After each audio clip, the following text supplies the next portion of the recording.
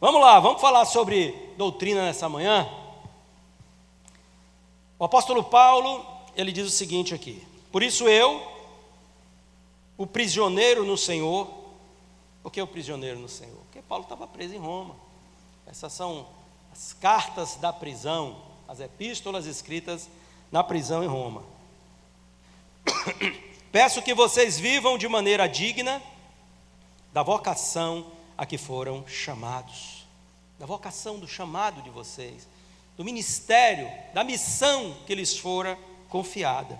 Olha só, o que Paulo está dizendo? Que vocês vivam de quê? De maneira digna, de maneira digna, de maneira a dignificar o evangelho e o chamado de vocês, de maneira a que vocês não produzam escândalo, de maneira a que vocês sejam crentes fortes espiritualmente. Quando somos fortes espiritualmente, tendemos a ser fortes emocionalmente, tendemos a ser fortes moralmente e até fisicamente. Isso reflete em nós, porque abandonamos velhos costumes que prejudicam a nossa saúde e nos acercamos de novos hábitos que são saudáveis, não é?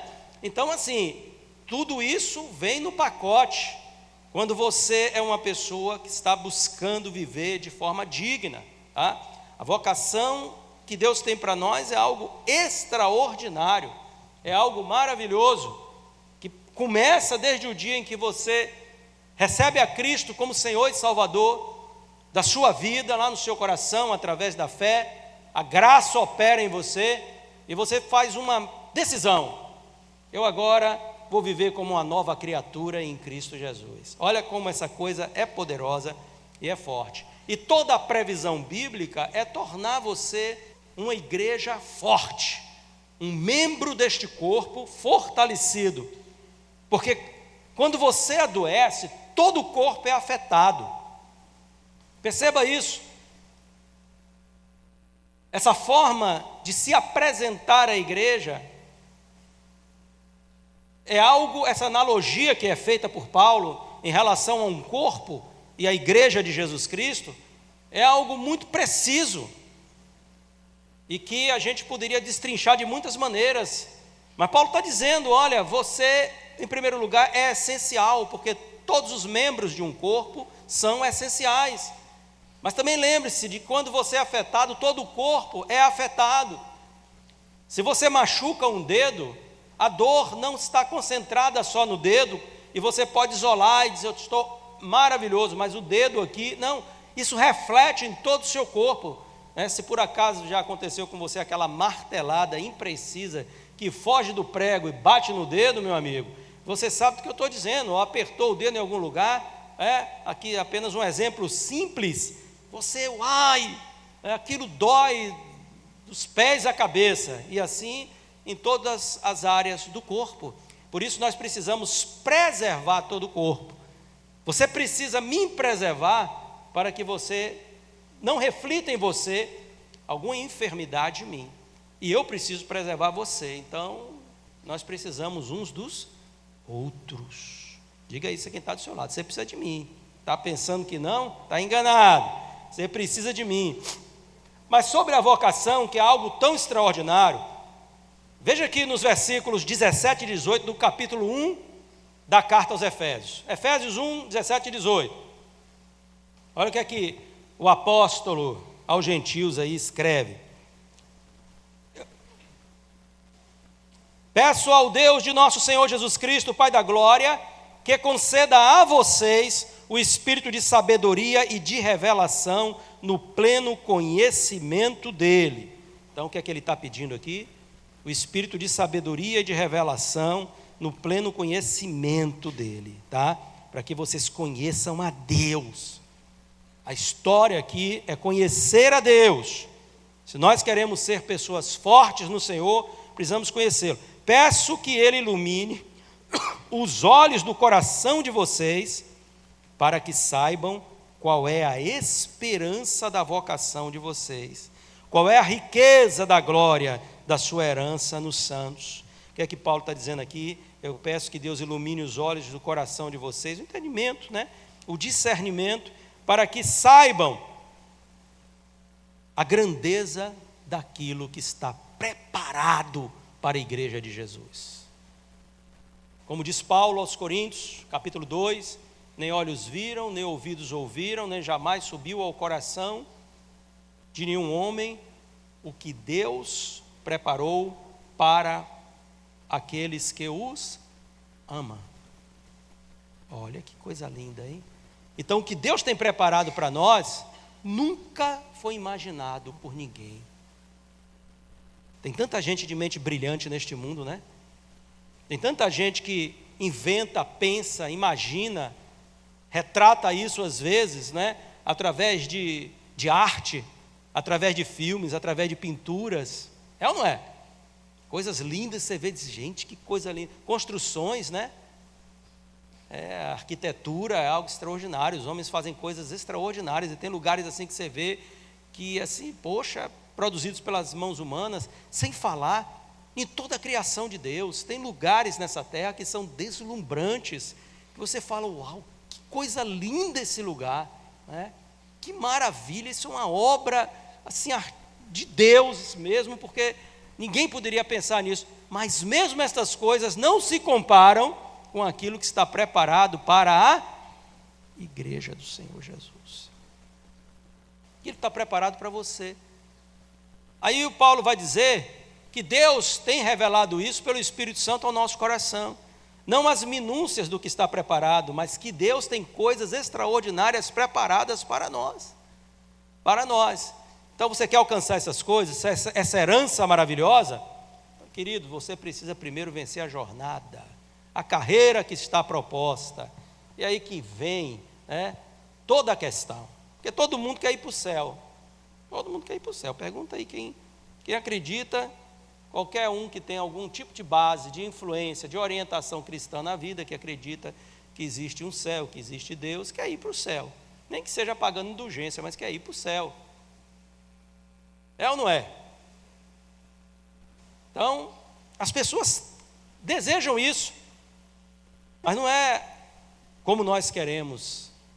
Primeiro nós temos uma jornada de vida cristã para trilhar aqui, onde existem muitos perigos, e para você conseguir chegar naquele dia na presença de Deus, você tem que ser um crente forte, um crente fortalecido, um crente que busca a todo dia nutrir-se para este fortalecimento, se capacitar para as batalhas. Quando a gente vai avançando na epístola, eu não vou falar sobre toda a epístola, mas a gente precisa pensar porque que existe, a gente vai falar sobre isso através da epístola, daquilo que vai ser falado nesta manhã. Por que existem tantos cristãos fracos nessa geração? E quando eu falo fraco, a gente aponta em primeiro lugar para uma fraqueza espiritual, mas como consequência de uma fraqueza espiritual, não é só que a pessoa é uma pessoa, sabe, assim, uma pessoa ética, uma pessoa que bom testemunho, não. Quando você vê uma pessoa que ela é fraca espiritualmente, isso vai refletir no comportamento dela. Então ela vai ser moralmente fraca, ela vai fazer concessões às coisas do mundo de uma forma muito, sabe, constante. Ela vai ser emocional, ela tende a ser emocionalmente fraca, Por quê? Porque o equilíbrio produzido pelo Evangelho, a equidade produzida pelo Evangelho, não é uma coisa que ela tenha nutrido na vida dela. Então ela é suscetível às questões que são relacionadas às fraquezas emocionais. Isso reflete até no seu próprio corpo, nos comportamentos que a pessoa tem, que não são orientados, né, balizados pela palavra do Senhor. Por que existe tanta gente fraca em nossa geração? É de se pensar, não é? E sempre existiram crentes que são lá aqueles crentes meia boca, mas hoje a gente está vendo uma quantidade de pessoas assim, e que é interessante que essas pessoas não conseguem enxergar, muitas vezes, o estado real, sua condição espiritual. É o exemplo lá de Laodiceia. Jesus teve que dizer, gente, vocês estão pensando que vocês são ricos, abastados, que não falta nada a vocês, mas na verdade vocês são cegos, nus e miseráveis. Olha que, veja só, a contradição entre a autoavaliação dessas pessoas e aquilo que Deus avaliou acerca delas. Havia um abismo entre isso, né? Estava ali de peito inchado, mas na verdade o negócio era muito sério o que estava acontecendo ali. Agora, ninguém é fraco porque Deus os destinou à fraqueza. Nenhum cristão é fraco porque lhes falta recursos na graça, mas porque não se aplicam a conhecer a vontade de Deus e a praticá-la. Não conhece a doutrina, não conhece a palavra, não conhece o que Deus tem para as suas vidas. Falta este compromisso com o crescimento, com a edificação. Então, conforme o próprio Jesus Cristo, o conhecimento bíblico, ele produz um alicerce espiritual, moral, emocional e até físico, como nós falamos aqui. E a prática da palavra é a construção de uma vida estável e bem estruturada em Deus. Olha só, o conhecimento produz um alicerce, e a prática é a construção, é a edificação. Mateus 7, de 24 a 27. Vamos lá. Vamos aprender a palavra aí. Mateus 7, de 24 a 27. Palavras de Jesus. É o que Jesus ensina aqui aos seus discípulos. Isso é um texto conhecido, né?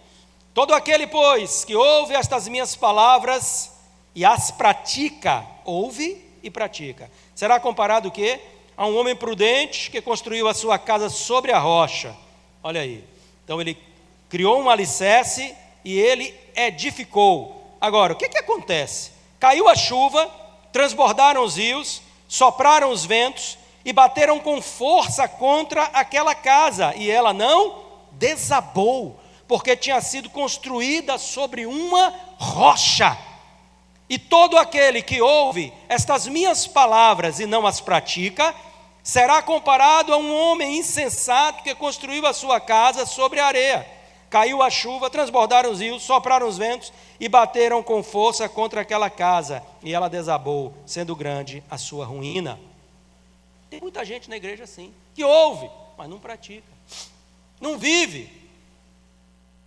Não vive. E tem muita gente que não se preocupa em ouvir, não se preocupa em conhecer. Eu vejo que muita gente busca a igreja como um refúgio, como um lugar em que ela se sinta bem, em que ela pareça, né, estar mais próxima de Deus, mas ela pode estar dentro das quatro paredes de uma congregação e tão distante de Deus como qualquer pecador que está lá fora fazendo qualquer ato. Porque o que nos une a Deus não é frequentar uma congregação, é a fé que nos faz crer na palavra e viver a palavra. Então, sem fé é impossível agradar a Deus.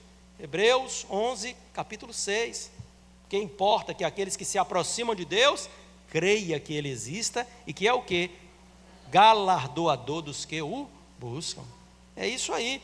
Agora, voltando ao texto, qual era a expectativa de Paulo? Tornar as igrejas fortes em Deus, para que pudessem vencer e avançar em todas as áreas.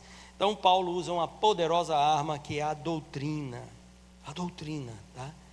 E essa carta, muitos estudiosos até a veem não como uma carta endereçada apenas a uma igreja, mas como uma carta circular, uma carta universal, que foi endereçada às igrejas da Ásia Menor. Foi lida primeiro em Éfeso, embora exista uma saudação e uma referência, mas não existe aquelas peculiaridades de quando Paulo escrevia uma igreja local, como falar dos seus problemas, né? Citar os problemas e ali orientar como resolver, citar nomes de pessoas da igreja local. Então, como não existe isso, então alguns entendem até que essa carta é uma carta doutrinária, né? É uma carta, é um tratado doutrinário muito poderoso, porque existe muita doutrina e muita coisa extraordinária aqui. Então, Paulo traz aqui uma explosão para o conhecimento da igreja, que com certeza é uma carta que você precisa ler, precisa mergulhar nela e compreender a profundidade dela. Mas o que de fato nos importa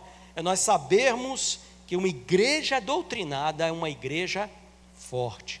Então, a doutrina religiosa se refere a isso, né? O conhecimento de daquilo que nos é transferido, que nós temos como verdades absolutas, que pautam a nossa fé, né?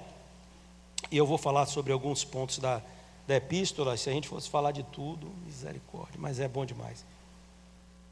Eu vou pegar do capítulo 4 aqui a seguir. O que Paulo, então, Paulo quer fortalecer a igreja. E eu vou depois falar, não talvez nessa mensagem, em outra mensagem, sobre a questão, quando ele aborda a partir do capítulo de número 6, o versículo de número 10, que ele vai dizer à igreja: quanto ao mais, irmãos, depois de que vocês fizeram tudo isso, uma coisa não está desassociada da outra, fortalecei-vos no Senhor e na força do seu poder, que não temos que lutar contra a carne e o sangue, mas contra principados, potestades, contra as forças espirituais da maldade neste mundo celestial. Então olha o que Paulo está dizendo, né? Existe uma batalha espiritual diária que você não foge, cara, não tem como você fugir, e não é que vai aparecer um capeta na sua frente, sabe?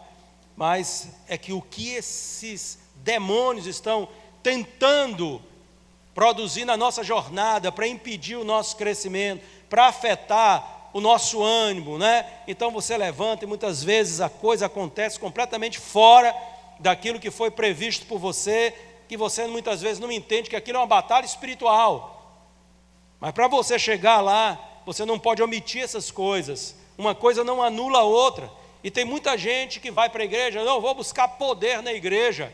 Se você quer buscar poder na igreja, comece aprendendo a palavra, comece pela doutrina. Vou buscar poder na igreja. Então, olha, isso é uma coisa muito complicada. É muito importante que a igreja busque revestimento, que a igreja busque a unção do Senhor, que a igreja ore por dons e por talentos, mas não pode omitir aquilo que alicerça você, para que você, uma vez revestido do poder de Deus, seja um instrumento na mão de Deus, que é o conhecimento da vontade de Deus através da doutrina da palavra. E as pessoas invertem essas coisas, ou omitem parte delas, e por isso vira essa confusão. Pessoas até que são pessoas que oram, pessoas que têm assim, sabe, uma certa intimidade na oração com Deus, pessoas que são capacitadas com dons espirituais, mas que a vida vive completamente atrapalhada por várias circunstâncias, que não sabe direito o que é a vontade de Deus sobre isso ou sobre aquilo, e são aspectos que são ali direcionados ali na própria palavra de Deus para o comportamento do cristão, mas não sabe por quê, porque não conhece a Bíblia. Então essas coisas, elas são muito contraditórias. Primeiro, vamos conhecer a palavra, e aí a gente, revestido do poder, vai poder viver uma vida espiritual poderosa, mas com um testemunho fiel, sabe? E uma influência constante nas pessoas que estão ao nosso redor. Senão a coisa não vai funcionar. Não se omite uma das partes, né? Tem que ter um conjunto trabalhando aí junto. Então, do que nós vamos falar para tornar você um cristão forte e a igreja, consequentemente, mais forte? O que é que Paulo fala aqui, né? Eu vou abordar, como eu disse aqui, a partir do capítulo 4, só até o início do 6, e para a gente ter uma noção aqui durante o tempo que nós temos. A primeira coisa que Paulo aborda, isso não traz aqui, né? Digamos assim, por ordem de prioridade, isso aí é uma questão aleatória, mas o que é muito importante que você tenha conhecimento como crente, para você ser uma pessoa forte em Deus, a relevância da unidade do corpo de Cristo, a relevância da unidade da igreja. Capítulo 4, versículos de 1 a 6, vamos lá. Sem unidade, um povo que não tem unidade, um povo desunido de propósito. Eu não estou falando aqui unidade só no sentido, meu irmão, do tratamento, isso é fundamental, não é? Mas eu estou falando de unidade também de propósito. É muito importante que a gente tenha esse tipo de pensamento, unir os nossos propósitos em um só propósito, que é o propósito de Deus, é o propósito maior aqui, ó. Por isso eu, prisioneiro no Senhor, peço que vocês vivam de maneira digna da vocação que foram chamados, com toda a humildade e mansidão, com longanimidade, suportando uns aos outros em amor. Paulo já está tocando aqui em um ponto difícil, porque o que ele está falando aqui é de comportamento. O teu comportamento produz unidade na igreja. Se você não é uma pessoa humilde, mas orgulhosa, se você não é uma pessoa mansa, mas de nariz empinado, quem pisar no meu pé sai de baixo, sai da frente, não é assim ou não é? Se você não é longânimo com as pessoas, não dá tempo para elas, né, amadurecerem, para elas se retratarem, para elas mudarem o comportamento. Se você não suporta em amor aos outros, né, fulano não quero saber, isso daí eu não quero saber. Tem gente, meu amigo, que dentro de igreja, se você olhar feio para ele, daqui a pouco ele está ali, aí outro vai olhar feio para ele, porque onde tem gente tem problema, aí ele vai para outro lugar e ele sai pulando. Tem gente que está aí, né, e passa aí em 2, 3 anos, já mudou de 2, 3, 5, 10 igrejas, ninguém sabe. Ninguém sabe. Então, se você é uma pessoa assim, muito provavelmente você vai ser alguém que vai, em algum momento, afetar esta unidade dentro da igreja. Olha o que ele diz: fazendo tudo. Repita comigo: tudo.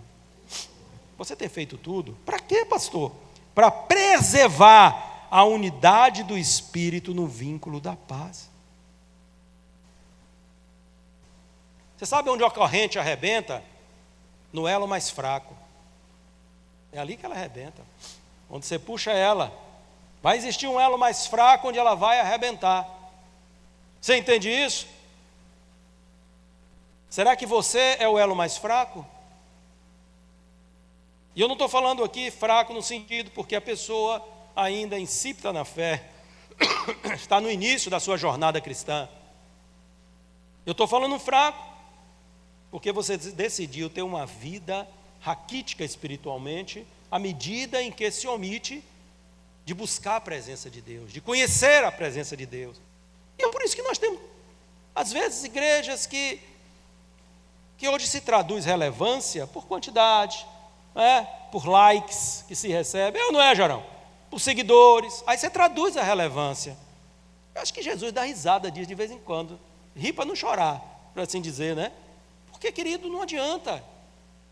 Como se diz, não adianta você ter uma igreja cheia de pessoas de corações vazios, completamente vazios, que podem estar domingo de manhã na igreja e de tarde em qualquer ambiente secular, e eu digo aqui não um ambiente secular no sentido normal, mas vivendo uma vida mundanizada e nem fica vermelha a cara. É brincadeira um negócio desse? É sério, a coisa é séria. Gente que vai sábado de noite para o encontro de casais, sai para a boate, encher a cara, dançar e termina num motel. Quer dizer, Jesus me socorre. É brincadeira o negócio. Então, a gente precisa... Olha só como as coisas são. Então, isso não é indicativo de nada para mim. É muito bom, porque se isso é traduzido em expansão do reino, mas essas pessoas que acham que fé não viver uma genuína fé não precisa de transformação interior. Dá para ser crente sem ser transformado? Dá não, mas não dá mesmo, tá? Então olha aí, diz Paulo, somente um corpo. Ele está nivelando aqui todo mundo. Mas ninguém aqui também está achando que é melhor do que ninguém. Há um só corpo, um só Espírito. Ninguém tem um Espírito melhor do que o outro. Ninguém recebeu. O Espírito Santo é pleno. Então todo mundo que se converte recebe o Espírito Santo. Todo mundo que se converte pertence ao mesmo corpo. Como também é uma só a esperança para a qual vocês foram chamados. Todo mundo aqui vai para o mesmo lugar.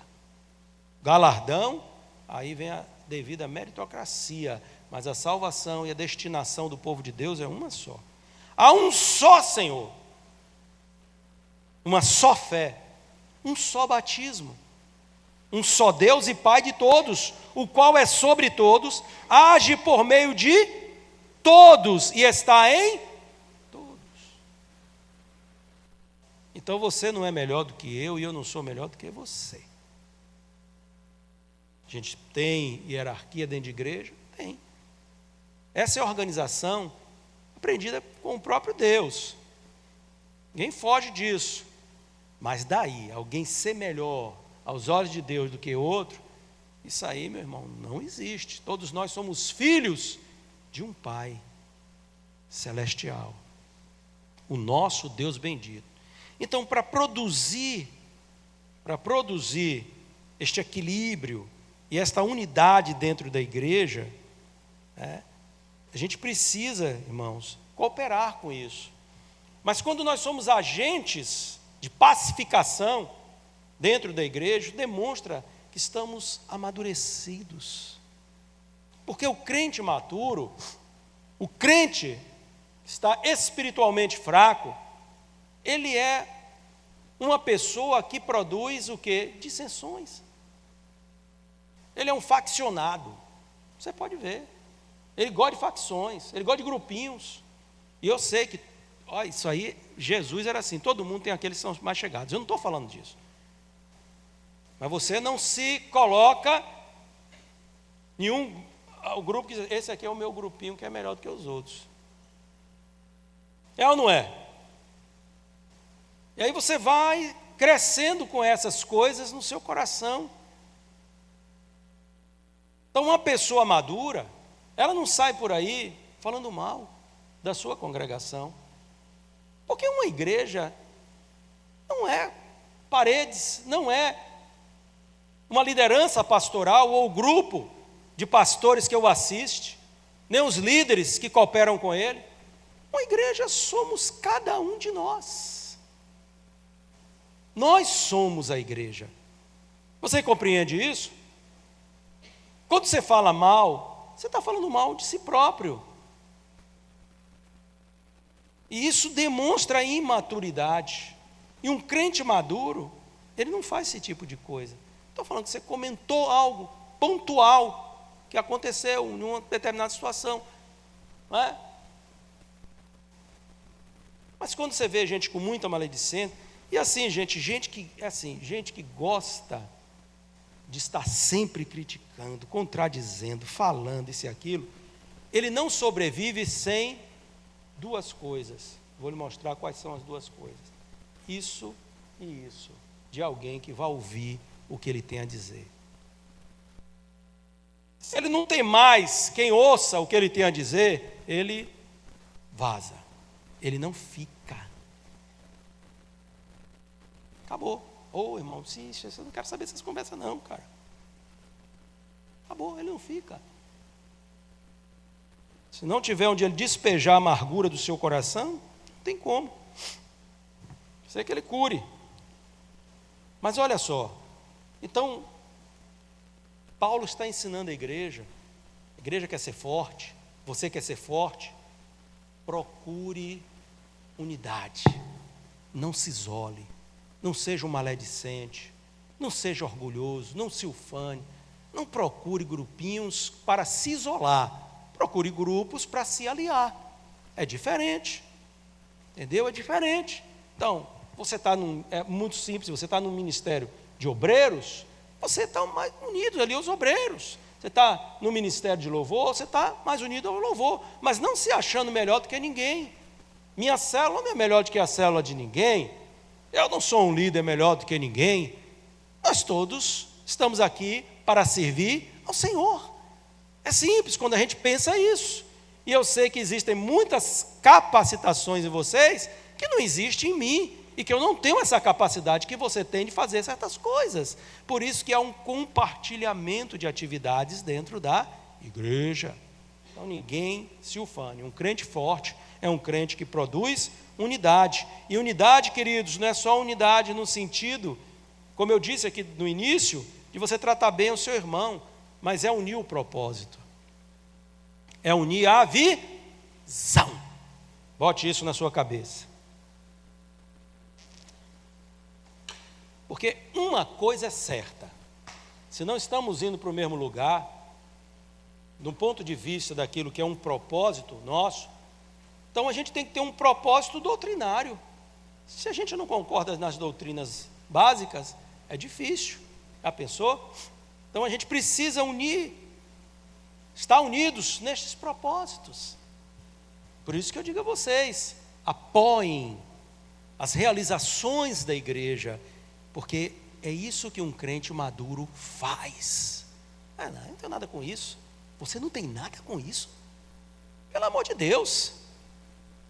Você tem uma família, é aniversário do seu filho, aí você diz, não é meu aniversário, o que eu vou fazer lá?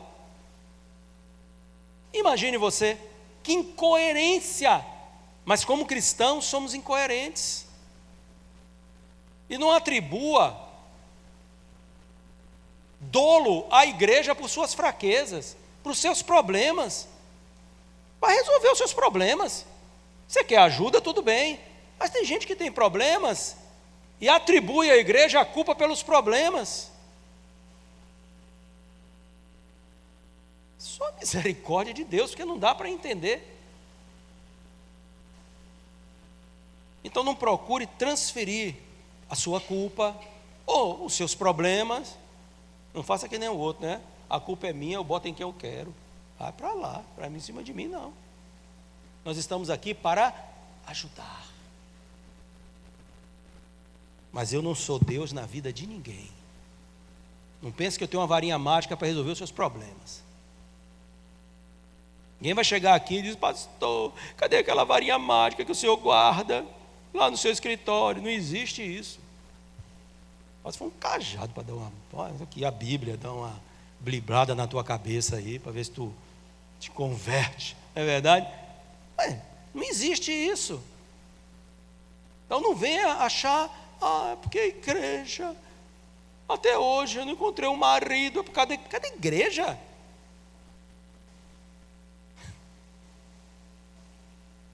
É verdade, queridos, a gente às vezes vê, né?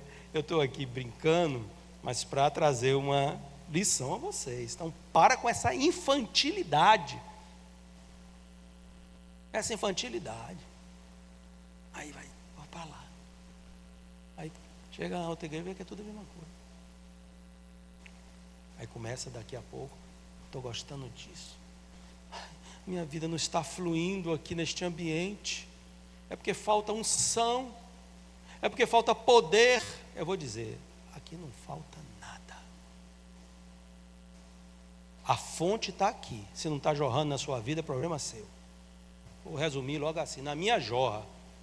Na minha vida não falta poder, não falta unção, não falta graça, não falta nada.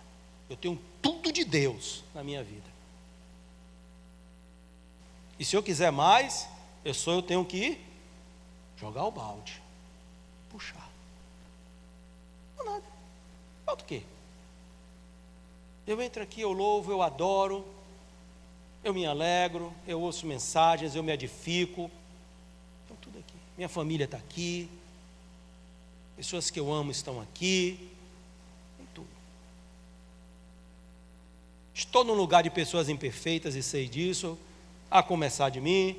Então eu não crio expectativa de que não exista nenhum anjo sentado por aqui. Você não é tudo isso, eu também não sou. E acabou. Vamos juntos nessa jornada. Vem comigo aqui que nós vamos passar de ano. Vamos estar firme aqui em 2027, se Jesus não voltar antes. Amém? Mas tem gente que, eu não sei, um estado de infantilidade. Porque eu gostaria disso, daquilo. Irmão, tu não está no céu. E o que tu quer, vai buscar de Deus, que pode te dar. Muita gente chega, às vezes a gente como pastor, abordado, eu gostaria disso, eu gostaria, a gente podia fazer aquilo. Você vai na tua força, se Deus tocou o teu coração, vai, eu te ajudo, orando por você. No dia que Deus falar comigo, para fazer isso, eu vou fazer, porque o que Deus fala comigo para fazer, eu procuro fazer. Então a gente disse, pastor, a gente poderia fazer, vamos fazer. Agora você que vai começar. Não foi Deus que colocou no seu coração? Então vamos. Não, mas é porque eu não posso. E tu tem tuas vontades, eu que tenho que dar jeito? Eu já não sou Deus na vida de ninguém, irmão. De ninguém. E não vou me inculcar de que eu vou mudar a vida de ninguém, porque eu não vou. Se essa palavra não te mudar, nada vai te mudar.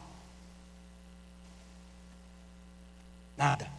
Agora eu vou pregar a palavra, vou te ensinar.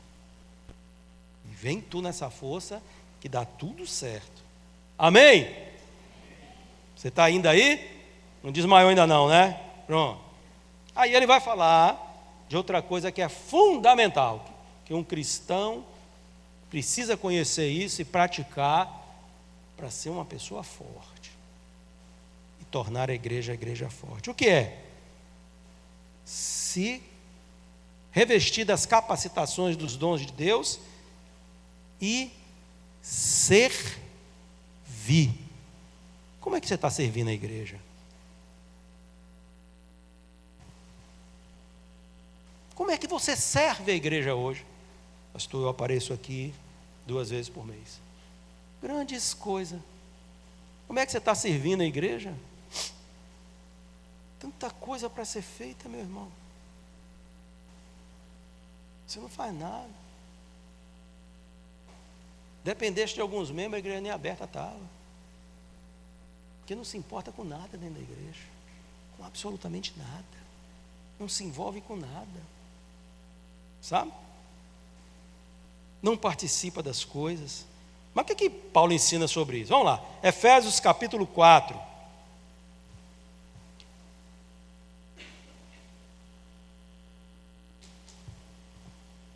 Versículos de 7 a 16. 7 a 16. Aí, ó. São Cauã já colocou aí para vocês aí, ó. Louve a Deus por esse santo. E a graça foi concedida a cada um de nós, segundo a medida do dom de Cristo. Por isso, quando ele subiu às alturas, levou cativo o cativeiro e concedeu dons aos homens. Vou nem entrar nesse aspecto. Ora, o que quer dizer? Subiu, senão que também desceu às regiões mais inferiores da terra. Foi para a sepultura, né? Aquele que desceu é também o mesmo que subiu acima de todos os céus, para encher todas as coisas. E ele mesmo concedeu, aqui vem uns capacitações, né?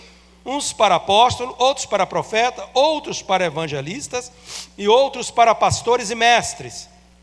Isso aqui ele cita apenas um pequeno grupo, irmão, tá? E aqui ele está querendo dizer também que você não é tudo isso, que uns são uma coisa, outros são outra. Outros talentos de tantas formas para a edificação da igreja. Então você tem um dom, você tem um talento para ajudar a igreja a ser edificada. E ele mesmo concedeu uns para apóstolo, tal evangelho, versículo 12 agora, com vistas ao quê? Ao aperfeiçoamento dos santos, para o desempenho do seu serviço, para a edificação do corpo de Cristo. Ah, peraí. Ele está falando aqui de serviço e de desempenho. Como os céus, né, eles trabalham dentro de uma perspectiva perfeita. Bom, eu te dei algo aqui na mão, velho. Você tem o seu talento, você tem o seu dom, a sua vocação, mas tem 2 coisas que eu espero. Isso aqui é corroborado com tantos outros capítulos da Bíblia. Primeiro, serviço. E serviço com bom desempenho. Não é serviço chulo de qualquer jeito. Eu estou fazendo de qualquer jeito. Deus sabe de tudo, sabe? Sabe que tu é um crente negligente. Sabe mesmo? Cara de pau. É a verdade. Às vezes a gente precisa tomar uma reborosa mesmo. Olha aqui, ó. Serviço. Todos nós somos chamados para servir. E um crente precisa entender isso, porque é servindo que ele se torna forte. É servindo que ele edifica. É servindo que a igreja é forte. Você não está fazendo nada, você tem mais dificuldade de buscar a Deus. Começa a se envolver com alguma coisa para você ver. Daqui a pouco você está ali, ó, orando por aquilo. Vixe, rapaz, eu tenho que participar. Mas como é que eu vou? Ai, meu Deus, eu não posso, eu tenho que orar, eu tenho que ler aqui a Bíblia, o meu grupo aqui vai se apresentar, a minha célula, eu não posso chegar na minha célula, eu vou orar a Deus pela salvação da alma daquela fulana ali, vou levar ela para... Então você vai se envolvendo, você vai crescendo, e você vai produzindo fruto para a igreja. Olha aí, Você vai ajudando a igreja a ser edificada. Então você foi capacitado por Deus para servir.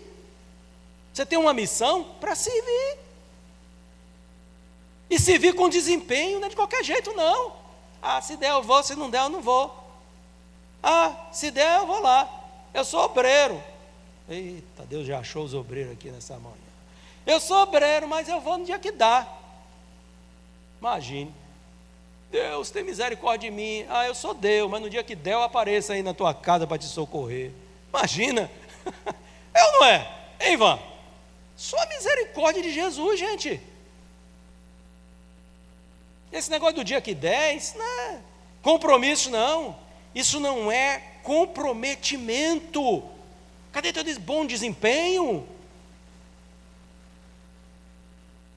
O teu resultado? Estou fazendo. Estou aqui. Estou me esforçando. E Deus está vendo, tudo bem. Deus, mas eu queria ter muito mais resultado. Calma. Crescimento vem de Deus. Mas faz a tua parte. Faz a tua parte.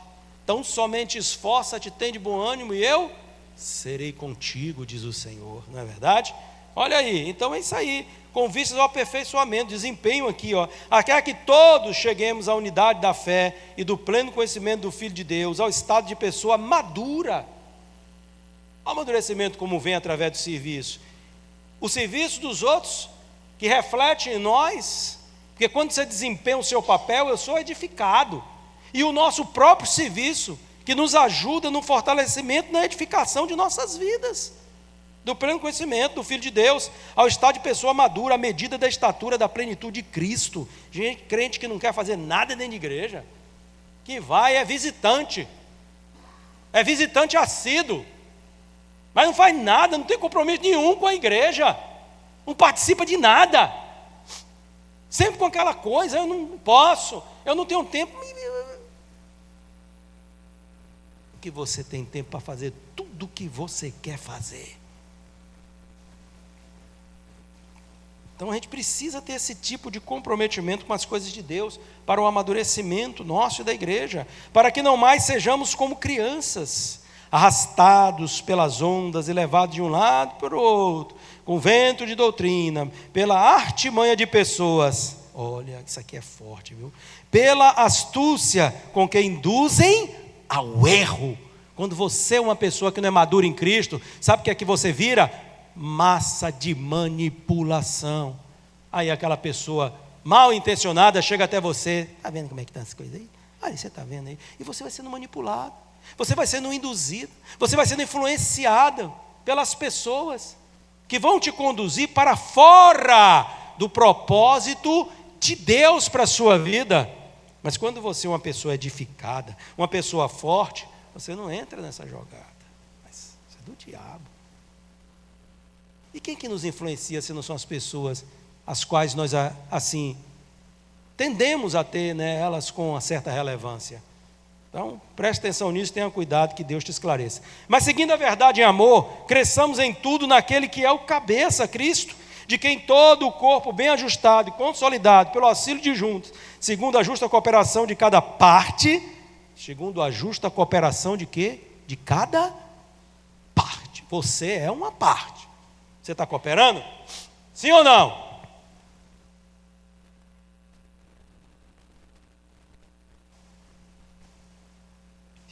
Esse é o silêncio dos inocentes? Acho que não, viu? Efetua o seu próprio crescimento. Quem é que efetua o seu próprio crescimento? A atuação de todos. Todos unidos, trabalhando juntos em prol do crescimento. É isso que está falando. O que é que produz crescimento? A união. A força do trabalho de todos produz o crescimento.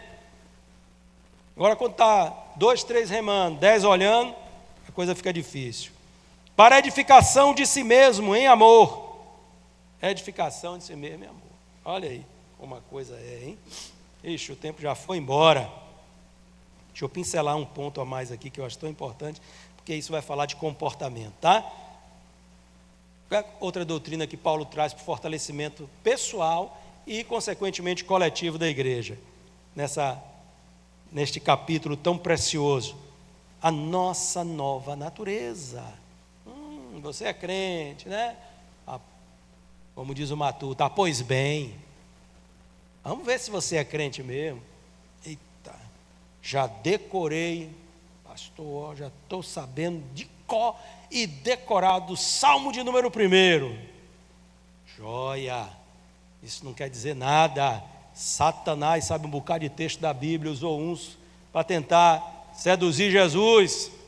Então, isso é bom, mas isso não é indicativo de que você é convertido. O negócio não é só saber, é viver. É viver a palavra, amém? Então a gente aqui vai estudando, vai aprendendo, vai decorando, vai fazendo, mas se não viver não adianta de nada, então tem que viver. Então Efésios capítulo 4, versículo 17, diz assim, rapidamente, isso portanto digo, e no Senhor testifico, não vivam mais como os gentios, que vivem na vaidade dos seus próprios pensamentos. Ou seja, tu se converteu, não viva mais como aquele que não é convertido, porque tudo que eles fazem é o que eles pensam, eles não têm direção do Espírito Santo. Se eles acham que isso é bom, eles vão e fazem, porque não tem direção de Deus, não se submetem à palavra de Deus. O que é que eles têm mais? Tendo o seu entendimento obscurecidos. Essas pessoas têm um entendimento espiritual, pode ser pessoas maravilhosas, queridas pessoas nossas, mas o entendimento espiritual está obscurecido. Então eles acham, isso aí não tem nada demais, o que tem isso aí? E aí eles vão e seguem aquilo, é um comportamento, não, João, porque não entende a mente do Senhor, a vontade do Senhor para as suas vidas. Aí, tendo o seu entendimento obscurecido, separados da vida de Deus, ou da vida que Deus concede. Isso é muito importante, irmãos. Você não pode seguir o exemplo, você um dia foi assim, mas agora você não é mais. Agora você quer ser induzido e conduzido pela palavra de Deus, por causa da ignorância em que vivem, pela dureza dos seus corações, ou do seu coração. Endurece o coração para a palavra de Deus. A palavra está dizendo, fulano, tu não mente. Esse negócio de mentira vem do cão. E o sujeito endurece o coração, isso é besteira. Mas está na Bíblia, é besteira. Mentir não faz mal, não. Então tu mente, infeliz. Mente, tu não quer mentir, mente. Agora sabe qual é o destino de quem vive na prática dessas coisas, né? Aí quando fala, você sabe que quem vive na prática dessas coisas vai para o inferno, eita misericórdia, está me amaldiçoando. Nada. Nós estamos falando a verdade, mesmo que doa. Tendo se tornado insensíveis, eles se entregam à libertinagem, para de forma desenfreada cometer todo tipo de impureza que vem na mente e faz. Um dia um promotor disse uma coisa muito certa, anos atrás, ele numa entrevista, ele diz, o limite da maldade humana é o limite do seu pensamento. O que o homem pensa, ele faz. Isso ele citou em termos de maldade, mas não é só de maldade não, de depravação de tudo. O limite é o que o homem imagina. Só a misericórdia do Senhor Jesus. Como é que pode uma coisa dessa, né? Mas não foi assim que vocês aprenderam de Cristo, se é que de fato ouviram falar dele e nele foram instruídos segundo a verdade em Jesus. Quanto à maneira antiga de viver, vocês foram instruídos a deixarem de lado a velha natureza, que se corrompem segundo desejos enganosos, e a se deixar renovar no entendimento, no espírito do entendimento de vocês, e assim vestir da nova natureza, criada segundo Deus, em justiça e retidão, procedentes da verdade. Por isso, deixando a mentira, que cada um fale a verdade com o seu próximo, porque somos membros do corpo, do mesmo corpo. Fiquem irados, tudo bem, mas não pequem. Não deixa a ira tomar conta de você, não é verdade? Fiquem irados, mas não pequem. É a orientação aqui da palavra de Deus. Não deixe que o sol se ponha sobre a ira de vocês, ou seja, não deixa para o outro dia essa coisa, porque isso vai se tornar no seu coração daqui a pouco uma amargura. Então, esquece isso, perdoa, vai em frente e dá tudo certo. Aí, aquele que roubava, o que é que diz ali? Cauã gostou dessa parte aí, ó. Aí, aquele que roubava, não roube mais. Pelo contrário, o que é que você deve fazer? Trabalhe, fazendo com as próprias mãos o que é bom, para que tenha com o que repartir com o necessitado. E o que mais que ele diz aí? Não saia da boca de vocês nenhuma palavra suja, mas unicamente a que for boa para edificação, conforme a necessidade, e assim transmita a graça aos que ouvem. Eu esses dias falei com um pastor amigo, há uns meses atrás, há uns 4 ou 6 meses, e ele disse, ele trabalha auxiliando pastor de uma igreja. Aí ele disse, pastor, nós estamos chocados aqui, eu não sei se está acontecendo aí, quantidade de crente xingando, e aqui o pastor tem batido em cima disso. Eu falei, mas rapaz, não é só aí não, meu amigo, esse negócio já contaminou para o lado de cá também, ele não é desse estado não. É tanto crente xingando, parece que não é nada, né? Aí ele está começando daqui a pouco, solta um palavrão, misericórdia, o que é isso? Esse tipo de contaminação que a pessoa vai se permitindo e não dá conta, mas daqui a pouco você está aí com a boquinha suja, né? Mas o que a palavra está dizendo aqui? Nenhuma palavra suja, mas unicamente que for para edificação, conforme a necessidade, e assim transmita a graça aos que ouvem. Quem ouve o que a gente fala, vai dizer, bênção, hein? E não entristeçam o Espírito Santo de Deus, no qual vocês foram selados para o dia da redenção. Que não haja no meio de vocês qualquer amargura, indignação, ira, gritaria e blasfêmia, bem como qualquer maldade. Tanto crente de coração amargurado, você não sabe o efeito da amargura. Um dia eu vou falar com vocês só sobre isso. O efeito da amargura, a desgraça que é a amargura. O fruto da amargura é algo terrível, contamina você, quem está ao seu entorno, todo mundo. E não entristeça o Espírito Santo, né? Que não haja no meio de vocês qualquer amargura, indignação, ira, gritaria, blasfêmia, bem como qualquer maldade. Pelo contrário, sejam o quê? Bondosos, compassivos uns para com os outros, perdoando-os uns aos outros, como também Deus em Cristo perdoou vocês. Conhecer e praticar isso te faz um crente forte. Agora volta lá no versículo 27, Cauã. Cauã gostou desse versículo. E ele diz aqui, pastor, crente pode dar lugar ao diabo? Olha aí, Cauã botou em letras garrafais. Nem dê lugar ao diabo. E tem muito crente dando lugar ao diabo. Dá lugar ao diabo na tua vida, sabe o que o diabo faz? Ele entra. Diz que quando o diabo vê uma brecha, eu gosto de crente, que quem tem uns pensamentos assim, que ninguém sabe de onde é que vem, né? Que em vez de ele entrar, ele bota uma cunha.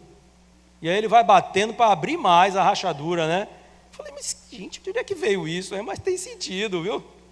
Tem sentido. É como a gente lasca a lenha. Mas você não sabe o que é isso, não. Mas olha só. Aí. Você sabe, não sabe, maninho? Você bota uma cunha para ela abrir. É assim que a gente faz. Então aqui, nem dê lugar ao diabo. E tem muita gente dando lugar ao diabo. E o diabo então diz, opa, tem um lugar para mim aí, eu vou. O diabo, ele é assim. Você convida, ele não perde festa. Ele vem. Ele vem. Tem lugar para ele? Ele entra. Ele quer entrar sem ter lugar. Quanto mais quando tem lugar. E Paulo adverte. Crente, aprenda isso. Assim você vai ser um crente maduro. E assim a congregação vai ser fortalecida. Então vivam a vida digna. Eu vou parar aqui, tem muito mais, mas eu vou parar aqui que o tempo já foi. E a Bíblia também diz que tudo tem que ser com ordem e decência. E a gente precisa praticar o que é certo, para que tudo dê certo no final. Mas se você quer ser uma pessoa forte, para não ficar que nesses crentes meia boca por aí, que ainda fica discutindo se pecado é pecado e mundanização é mundanização. Fica discutindo isso ainda. Gente, esse povo não lê a Bíblia, não é possível, gente. O cara está 200 anos dentro da igreja e está falando sobre isso, coisas tão elementares. Então, querido, vamos conhecer a palavra do Senhor, para que a gente não caia naquela contradição dos hebreus, quando o autor da epístola escreve a carta aos hebreus no capítulo 5, ele vai dizer, veja, pelo tempo que vocês têm, vocês deviam ser mestres, mas infelizmente eu tenho que tratar vocês ainda como crianças. Que nós não sejamos assim, mas que sejamos fortes, conhecendo a palavra e vivendo a palavra. E assim, queridos, nós vamos tornar a igreja uma igreja forte no Senhor. Amém? Vamos ficar de pé? Bora.